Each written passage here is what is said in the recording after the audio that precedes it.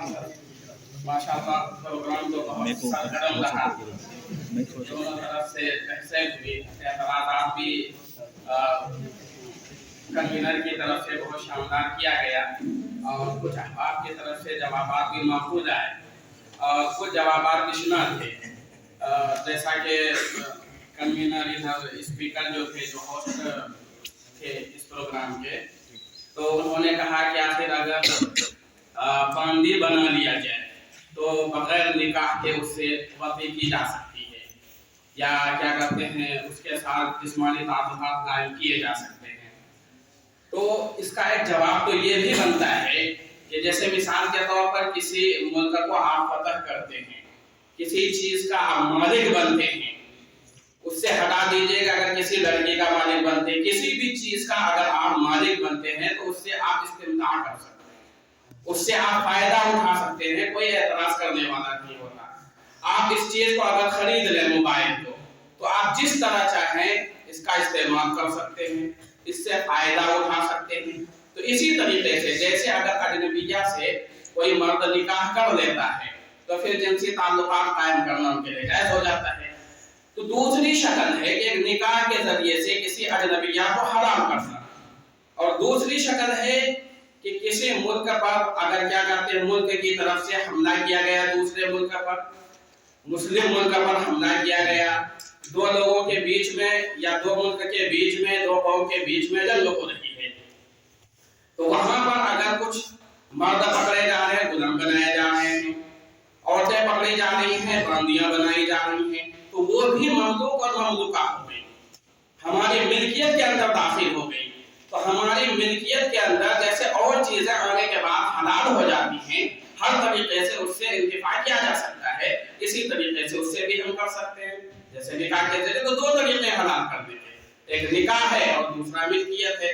जब मिल्कियत हासिल हो जाए उससे भी हम फायदा उठा सकते हैं, जैसे निकाह के जरिए से करते हैं।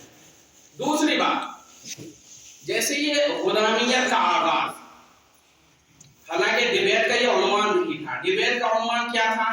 ये नहीं था कि इस्लाम वर्सेस अदर रिलीजन्स, यानी इस्लाम में गुलामियत का क्या कॉन्सेप्ट और तसव्वुर है और दीगर मज़ाहिब में क्या तसव्वुर है, ये डिबेट का या मुनाज़रे का उन्वान नहीं था, बल्कि मुनाज़रे का उन्वान ये था कि रिक़्क़ियत और गुलामियत ये क्या कहते हैं इस्लाम में या दीगर मज़ाहिब में इसका क्या तसव्वुर है, और लिबरलिज्म के अंदर जो आजाद नजरिया रखते हैं उनका क्या इसके बारे में तसव्वुर है। अगर देखा जाए तो इस्लाम जब से दुनिया में आया है उस वक्त से रिक़्क़ियत और गुलामियत का आगाज नहीं हुआ, इसका चलन नहीं हुआ, उससे बहुत पहले से ये रिवाज चला आ रहा था। तो अब हम दिफाई पोजीशन में नहीं आएंगे कि आखिर इस्लाम आजाद लोगों को गुलाम क्यों बनाता है। भाई दीगर मज़ाहिब में जैसे लोग गुलाम बनाए जाते थे, तो ये तो तकवीनी उमूर में से है, शरई उमूर में से नहीं, ये तकवीनी उमूर में से है। दुनिया का निज़ाम चल रहा था पहले इस तरीके से, तो इस्लाम ने भी इस निज़ाम को बाकी रखा, लेकिन इस्लाम इस्लाहात के साथ बाकी रखा। पहले गुलामियत मुतलक थी, लेकिन इस्लाम के आने के बाद उसके अंदर कुछ इस्लाहात किए गए। तो इस्लाम में इस्लाह शुदा गुलामियत है, ना कि मुतलक गुलामियत। यही वजह है कि इस्लाम ने हुर्रियत को बाकी रखने के लिए, गुलामियत की हौसला शिकनी करने के लिए और क्या कहते हैं हुर्रियत की हौसला अफजाई के लिए गुलाम को आजाद करने के बहुत सारे इक़दाम किए। जैसे हर इंसानी गलती पर देख लीजिए, जो भी बड़ी इंसानी गलती है तो हर किसी के कफारे के लिए गुलाम को आजाद करने का हुक्म दिया गया कि अगर कोई आदमी कसम खा ले और फिर तोड़ दे तो गुलाम आजाद करे। कोई अगर ज़िहार कर ले, मुहर्रमात के साथ अपनी बीवी को तशबीह दे दे, तो उस पर भी गुलाम आजाद करना लाजिम है। तो अव्वलीन कफारा गुलाम की आजादी को रखा है। और इसी तरीके से अगर किसी से कत्ल खता हो जाए तो वहां पर भी क्या है, अव्वलीन कफारा क्या है, गुलाम का आजाद करना। तो गोया कि इस्लाम ने हुर्रियत की हमेशा हौसला अफजाई की है और उसके इक़दाम भी किए और अहकामात भी बताए हैं। तो इस्लाम ने कभी भी हुर्रियत की वकालत नहीं की है, तो गुलामियत की वकालत नहीं की है, बल्कि हमेशा हुर्रियत और आजादी की हौसला अफजाई की है। तो ये जो चीज है ये हमें समझना चाहिए। हम دفاعی پوزیشن میں ہر جگہ آ جاتے ہیں کہ اچھا اس کا مطلب یہ ہے کہ اسلام کے اندر جو رقیت ہے یہ صاحب اعتراض کر رہے ہیں، یہ ہمارے مذہب کے نہیں ہے تو اس کا مطلب اسلام پر یہ اعتراض کرتا ہے، ہم دفاعی پوزیشن میں آ جاتے ہیں۔ ہمیں دفاعی پوزیشن میں ہرگز نہیں آنا ہے بھائی، یہ تو تکوینی امور میں سے پہلے بھی یہ نظام چل رہا تھا، اسلام نے تو اس کو ہلکا کیا، اسلام نے تو کئی اصلاحات کیے غلامیت کے اندر کہ بھائی غلام اگر کوئی آدمی آتا ہے تو جینے کے حقوق سارے ملیں گے اس کو، جیسے کھانا پینا کپڑا وغیرہ سب کچھ ملے گا۔ اگر وہ آزادی کا طلبگار ہے، اگر وہ مکاتب بننا چاہتا ہے تب بھی جو مالک ہے وہ اس کو مکاتب بنا سکتا ہے۔ اگر وہ باندی ہے، اس سے اگر اولاد پیدا ہو جائے تو ام الولد بن جائے گی، پھر اس کے بعد نکاح کرنا دوسرے کے لیے جائز نہیں ہوتا ہے، پھر وہ آزاد مالک کے معاملے کے بعد آزاد ہو جاتی ہے۔ لیکن دوسری طرف حراست دیکھ لیجئے، حراست اور رقیت دونوں میں آپ دیکھیں گے قدر مشترک کیا ہے؟ آزادی کو سلب کرنا، دونوں چیزوں کے اندر۔ لیکن غلامیت کے اندر اگر دیکھیں گے، حالانکہ اسلام اس کی وکالت نہیں کر رہا ہے بلکہ دنیا کا نظام بھی دیکھیے، اس کو دنیا کے نظام کے طور پر دیکھیے کہ ابھی حراست ہے دنیا کا نظام، رقیت نہیں ہے۔ یونائٹڈ اسٹیٹس، یونائٹڈ نیشنز، اقوام متحدہ نے اس کو ختم کر دیا، ٹھیک ہے، تکوینی امور میں سے تھا، اس لیے مسلم کنٹریز جتنے ہیں، مسلم ممالک کسی نے اعتراض نہیں کیا، کیوں؟ اس لیے کہ شرعی امور میں سے نہیں تھا۔ رقیت کو ختم کرنا یہ اسلام پر حملہ کرنا نہیں تھا، اس لیے مسلم ممالک نے اس پر کوئی اعتراض نہیں کیا، اس لیے تکوینی امور میں سے تھا۔ پہلے دنیا کا نظام اس طرح چل رہا تھا تو چلے، اب دنیا کا نظام اس طرح چلے گا تو چلے، کسی نے اعتراض کیا تھا؟ نہیں کیا ہے، کیوں؟ اس لیے کہ تکوینی امور میں سے دنیا جس طریقے سے اچھی طرح چلے گی اسی نظام کو فروغ دیا جائے، تو اس طریقے سے ہوا۔ اب دیکھیے حراست کا نظام ہے، اریسٹنگ کا نظام ہے، گرفتاری کا نظام ہے، یہاں پر بھی حریت کو سلب کرنا ہے، اور رقیت کے اندر بھی حریت کو سلب کرنا ہے۔ لیکن اب یہاں پر دیکھیے کہ رقیت کے اندر زیادہ فائدے ہیں یا کیا کہتے ہیں حراست کے اندر۔ حراست میں کیا ہوتا ہے کہ آپ باہر کے ہوا نہیں کھا سکتے، اندر ہی اندر آپ محبوس رہیں گے، قید رہیں گے، کبھی کبھی اذیتیں بھی پہنچائی جاتی ہیں، اور اگر جرم سنگین ہو، حکومت متعصب ہو تو آپ کبھی جیل سے باہر نہیں نکل سکتے۔ لیکن رقیت کے اندر نہیں ہے، رقیت کے اندر کیا ہے؟ آپ گھر کا ایک فرد ہیں، افراد خانہ میں سے آپ ایک رکن ہیں، آپ ان کو کما کر کے دیجئے، آقا جو بھی آپ کو حکم دے وہ بجا لائیے، آپ آزاد ہیں، کھا پی سکتے ہیں، مالک کی اجازت سے کہیں بھی جا سکتے ہیں، پریوار بنا سکتے ہیں، یہاں پر افزائش نسل کی گنجائش ہے۔ لیکن حراست کے اندر یہ ہے کہ حراست کے اندر آپ بیوی بنا سکتے نہیں بنا سکتے، افزائش نسل بھی یہاں روکی جاتی ہے، لیکن رقیت کے اندر نہیں روکی جاتی۔ تو بہت ساری چیزیں آپ حراست کے اندر، بہت ساری چیزیں آپ کو اچھی لگیں گی جب آپ تقابلی نظریے سے دیکھیں گے، ایک طرف رقیت ایک طرف حراست، تقابلی نظر سے دیکھیں گے تو آپ کو لگے گا کہ بھائی رقیت کے اندر تو زیادہ بدتر زندگی ہے، حالانکہ اگر دوسرے نظریے سے دیکھیں کہ اس میں تو آدمی آزاد ہے۔ بھائی آدمی جو کیا کہتے ہیں آزاد آدمی ہے، جو محبوس نہیں ہے، جو زیر حراست نہیں ہے، وہ بھی تو کسی کے انڈر میں رہتا ہے، ماں باپ ہیں جو بڑے ہیں، ان کے احکام کے تعمیل میں وہ سب کچھ کرتا ہے۔ اگر گارجن بڑا ہے، سخت ہے، متشدد ہے تو اس کے خلاف وہ نہیں جاتا ہے۔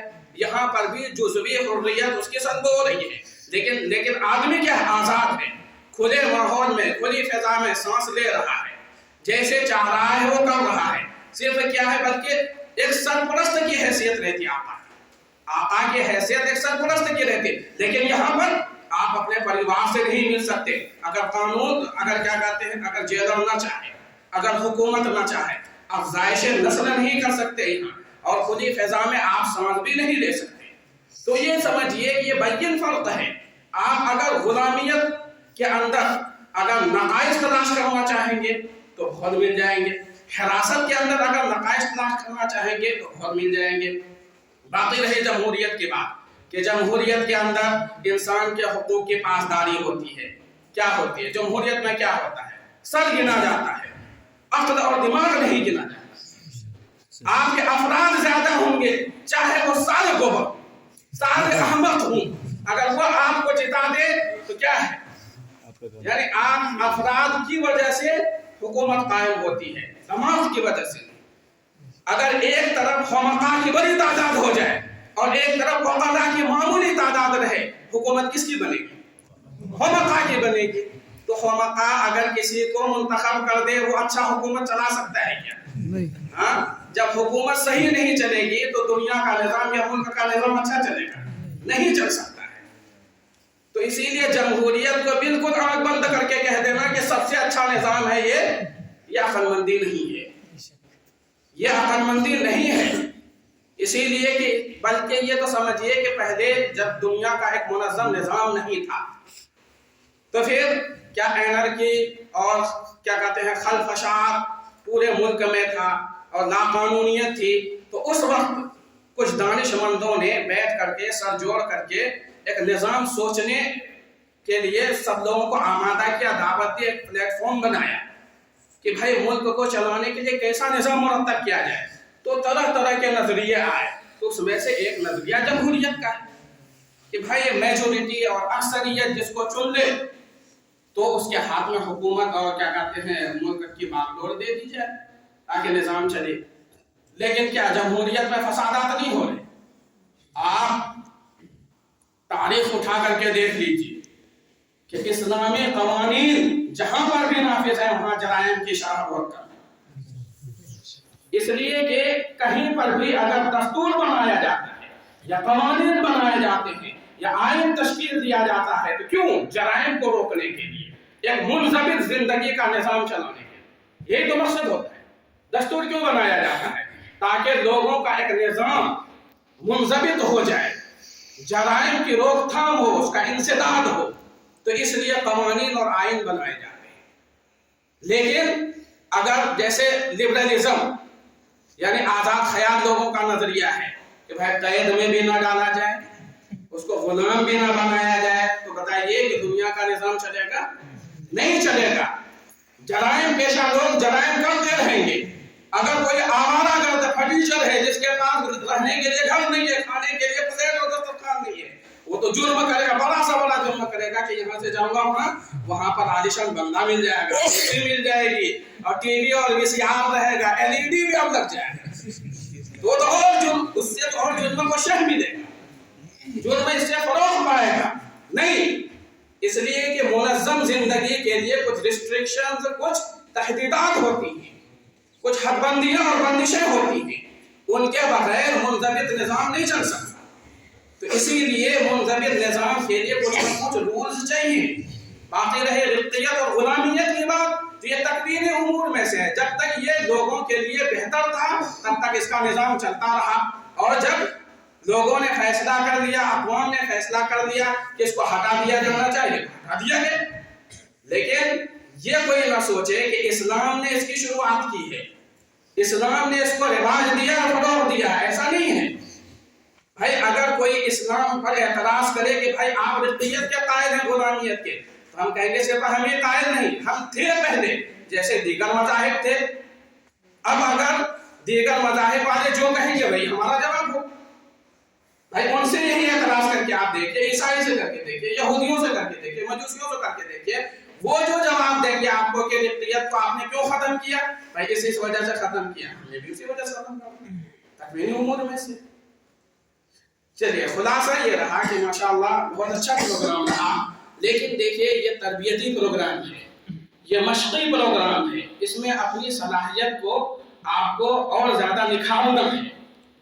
اس لیے یہ حقیقی پروگرام نہیں ہے، یہ صرف آپ کو تیار کرنے کے لیے ایک تربیتی پروگرام کا انعقاد ہوتا ہے۔ اس میں آپ اپنی صلاحیت کو بنائیے۔ دو چیزیں ہیں، ایک صلاحیت بنانا اور دوسرا اس صلاحیت کا مظاہرہ کرنا، دو چیزیں ہیں۔ اگر آپ کے اندر، آپ کے پاس ظرف ہے، وہ ظرف خالی ہے، تو پھر آپ مظاہرہ بھی نہیں کر سکتے، لوگوں کو متاثر نہیں کر سکتے، اپنی بات منوا نہیں سکتے، اور اپنے موقف کے لیے آپ لوگوں کو قائل بھی نہیں کر سکتے۔ اس لیے سب سے اولین چیز کیا ہے؟ صلاحیت پیدا کرنا۔